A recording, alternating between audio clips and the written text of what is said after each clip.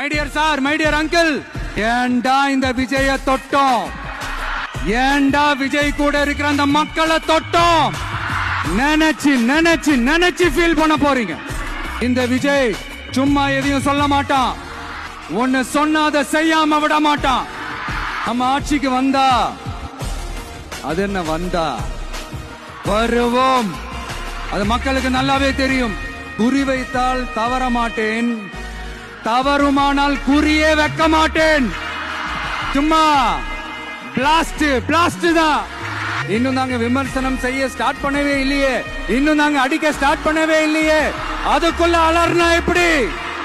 பாப்பா, பவள விழா பாப்பா, நீ பாசாங்கு காட்டாத பாப்பா.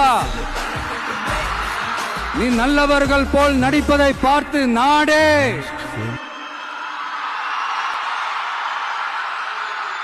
இவங்க கொள்கையே கொள்ளைதானே. எப்படி? இவங்க கொள்கையே கொள்ளைதானே.